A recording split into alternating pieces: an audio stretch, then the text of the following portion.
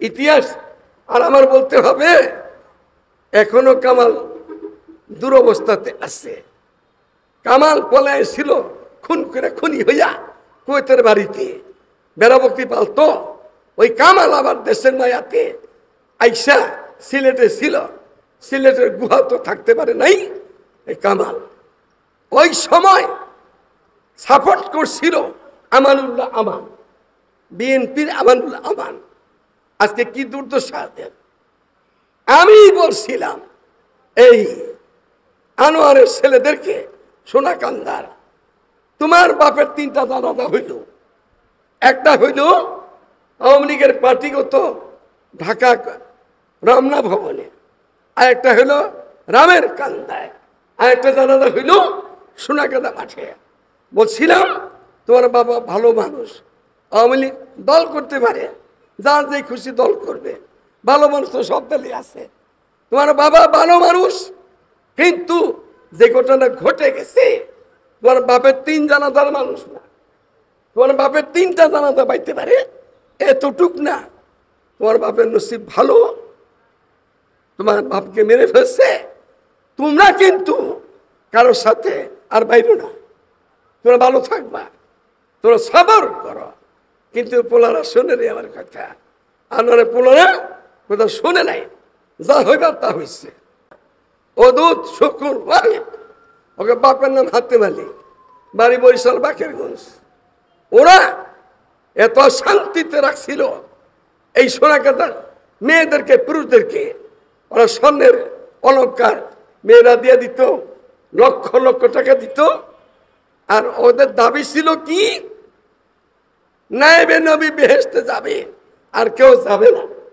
তাহলে ওদের তো যারা নায়েবে নবী কয়জন আছে দেশের মধ্যে, ওরা দাবি করছে আমরা নায়েবে নবী। আর মুরিদরা তো আলেম না, তো নায়েবে নবী না, আর মুরিদরাও যাইব না। তো মুরিদ যাইব না, খালি পীর একলা বেহেশতে যাইব। এই বেহেশতে মজা পাইব যাইয়া, এই বেহেশতে 1 লাখ থাকবো যাইয়া, এরকম দাবি দেওয়া ছিল। আমরা এই পটুয়াখালী গেছি, আজকে আমি দেখেছি 2টা লাঠি আছে এরকম মোটা, এই আগাছি কোন পুরা মোটা, 52টা লাঠি বানানিছিলাম। তারপরে 102 বস্তা কিতাব নিছিলাম।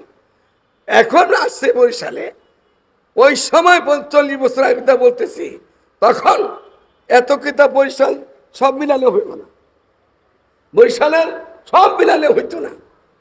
102 বস্তা কিতাব নিছিলাম, 22 কেজি আর 32 কেজি। ওরা পলাইছে, ময়দানে আসে দেখিয়া ভাগছে, এরাও ভাগছে। এখন পর্যন্ত বলে চোরাই পথে ওরা আসে। ওদের দুর্দশা ওরা এখনো বুঝতো না। ওদের চেয়ারম্যান ছিল কামাল, যে চেয়ারম্যান এখন আমাদের হাজি সাহেব, আব্দুল আলিম সাহেব। এই ইউনিয়নের চেয়ারম্যান ছিল তখন কামাল। কামালের কি হয়েছে জানেন না আপনারা? ইতিহাস আর আমার বলতে হবে এখনো কামাল দুরবস্থাতে আছে। কামাল পলায় ছিল খুন করে খুনি হইয়া কুয়েতের বাড়িতে বেড়াবক্তি পালতো। ওই কামাল আবার দেশের মায়াতে আইসা সিলেটে ছিল। সিলেটের গুহা তো থাকতে পারে নাই এই কামাল। ওই সময় সাপোর্ট করছিল আমানুল্লাহ আমান, বিএনপির আমানুল্লাহ আমান। আজকে কি দুর্দশা। আমি বলছিলাম এই আনোয়ারের ছেলেদেরকে, সোনা কান্দার, তোমার বাপের 3টা জানাজা হইল। একটা হইল আওয়ামী লীগের পার্টিগত ঢাকা রমনা ভবনে, আর একটা হইল রামের কান্দায়, আর একটা জানাজা হইল সোনাকান্দা মাঠে। বলছিলাম তোমার বাবা ভালো মানুষ, আওয়ামী লীগ দল করতে পারে, যার যে খুশি দল করবে, ভালো মানুষ তো সব দলই আছে। তোমার বাবা ভালো মানুষ, কিন্তু যে ঘটনা ঘটে গেছে তোমার বাপের 3 জানাজার মানুষ না। তোমার বাপের 3টা জানাজা পাইতে পারে এতটুক না। তোমার বাপের নসিব ভালো, তোমার বাপকে মেরে ফেলছে। তোমরা কিন্তু কারোর সাথে আর বাইরো না, তোমরা ভালো থাকবা, তোরা সবর করো। কিন্তু পোলারা শুনে রে আমার কথা, আনারে পোলারা কথা শুনে নাই, যা হইবার তা হয়েছে। আমার শেষ জীবন এখন, আমি গতকাল শুনছি আমাদের আশেপাশে আছে কোন অফিসের মধ্যে ওই কুত্তার পয়দা এসেরা কাদিয়ানির ছবি, বাবার ছবি, বাপের ছবি, পোলার ছবি, এখনকার যেটা আছে যে নাতি, নাতির উপরে বাবা, বাবার উপরে দাদা, তিনটার ছবি সহ আমাদের আশেপাশে কোন অফিসে আছে। এটা 3 দিন টাইম দিচ্ছি গতকাল, আমাকে যেন জানায়। আমি চেয়ারম্যান সাহেবকে নিয়ে, আমাদের বা উপজেলা চেয়ারম্যান এখনো তুমি দাঁড়াইছে, আবার শাহিনকে নিয়ে, আরো যারা চেয়ারম্যান আছে সকলকে নিয়ে এটা ঘন আদালতে বিচার হবে। কাদিয়ানির এই নেতাদের ছবি কাইন্দ্রের মাটিতে আনলোকে, সেই চেহারাটাকে দেখা হবে।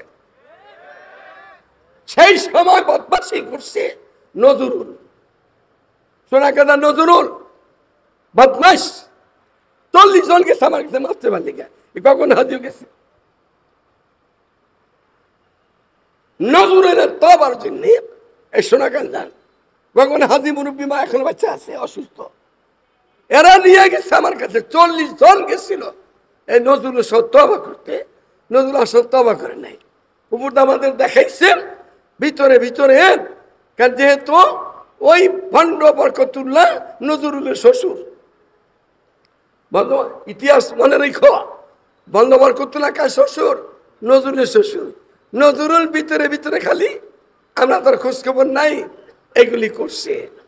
এখন এইটা দায়িত্ব নজরুলের গায়ে যাবে। আমরা যদি এটা পুরো পায়ে জায়গা, তাই নজরুলের জবাবদেহি করতে হবে। সে এইগুলি এই দেশে আইনা কেন অশান্তি তৈরি করতেছে, এই জন্য সবাই তৈরি আছি তো। আমার সাথে দুই কথা বলো। আমার ওয়াজ এখানে এটার কোনো ওয়াজ নাই, ওয়াজ তো বক্তারা করবে। আমার ওয়াজ কি? নবীর পরে, নবীর পরে আছে তো, আছে না? নবীর পরে সংসদে বেদাতে, বেদাতে হারামে কোন বাতিলের সাথে আপোষ নাই। কাদিয়ানি, কাদিয়ানি রে, কাদিয়ানি কি? কাফের। তাদের লোক বিয়া হইলে সন্তান হারাম দাদা, তাদের বিয়া জায়েজ নেই, তাদের সাথে বিবাহ জায়েজ নেই। আমরা পঞ্চগড় যাই 400 কিলোমিটার দূরে, সেখানে মানুষকে বোঝাবার জন্য। এখন আমাদের ঘরেই কাদিয়ানির নেতারা এসে বসে রয়েছে, এটা খোঁজ খবর নিতে হবে না মজবুতির সহিত। তা আমি অল্প বয়সের বাচ্চা ওবায়দুল হুজাইফি এবং আমাদের চেয়ারম্যান সাহেব আব্দুল আলিম শাহ হাজি সাহেব যথেষ্ট সহযোগিতা করছে, আপনারা করেছেন। এত বড় একটা আজিমুসান মাহফিল, ওলামায়ে কেরাম, তার বাবার দোয়ার জন্য এখানে শেষে দোয়া হবে। আমি বিদায় নিতেছি, যেহেতু আগামীকাল থেকে মধুপুর মাদ্রাসায় 1000-এর ঊর্ধ্বে মেশকাত পর্যন্ত মাদ্রাসার কাউকে যাইতে দেওয়া হবে না। শুধু দাওরায়ে হাদিস শরীফ দ্বারা ফারেক হয়েছে বা ফারেক হবে এই বছর, নতুন ভর্তি হয়ে গেছে গা, এরকম ইফতার ছাত্র এরা যাইতে পারবে। মেশকাত পর্যন্ত ছাত্র যাইতে পারবে না, উস্তাদরা যাইতে পারবে। আগামীকাল রাত্রেই চলে আসবে। 27 জেলাতে আমাদের কমিটি হয়ে গেছে গা। হজের পর আমি ইনশাল্লাহ হজে যাবো, বেঁচে আসি, বাকি জেলায় কমিটি তৈরি করবো। এরপরে সরকারের সাথে বসবো, যদি শেখ হাসিনা বেঁচে থাকেন তার সাথেই বসবো ইনশাআল্লাহ। আপনি কি দিবেন নাকি দিবেন না? একটা কথা বলেন, দিবেন কি দিবেন না? দেন, 53 বৎসর আপনাদের দেখছি, দিয়া দেন। আর না দিলে বাংলার তৌহিদি জনতা, বাংলার সুদীজন, ভালো মানুষ, নবীর প্রেমিক আশেক উম্মতেরা এটা আদায় করে নেবে আপনার থেকে নিব তো ইনশাআল্লাহ। যদি এরকম কোন সম্মেলন আসে সবাই সেখানে থাকবো তো আল্লাহর রহমতে ইনশাআল্লাহ। আমাদের দেশকে আল্লাহ হেফাজত করে, দেশের মানুষকে আল্লাহ শান্তিতে বসবার তৌফিক দান করে। ইলেকশন আসছে, যে নাকি ভালো আল্লাহ তারা কামিয়াব করে। ভালো মানুষের দরকার, ক্যাবিনেট দরকার, ভালো মানুষের দরকার। আল্লাহ তাআলা ভালো মানুষকে কামিয়াব করে। মুক্তাসর দোয়া, এরপরে আবার শুরু হবে। আমাদের আজকে তো অন্যরকম, ঈদের দিন, খুশির দিন যাইতেছে। আচ্ছা, সবাই কিন্তু আসছে দুঃখ নিয়া। হাফেজ মফিজুর রহমানের ইন্তেকালের মাসালা, দুনিয়ার থেকে চলে গেছেন, আল্লাহ তার কবরকে নূরটা ভরে দেয়। তার ছেলে যেভাবে মেহনত করছে, বাংলাদেশের মায়ার নাস ওয়াইজিদ ইকরাম এখানে হাজির। এখনো হাসান জামিল সাহেব আমাদের আজিজ, উনি এখানে আসতেছেন। এরপর আরিফ বিন হাবিব সাহেব উনি আসতেছে। কি নাম? কারি সাইদুল ইসলাম আসাদ সাহেব, বাংলাদেশের কারি সাহেব, উনি আছেন। আরো ওলামা একরাম এখানে আছে। আপনার শেষ পর্যন্ত থাকবেন।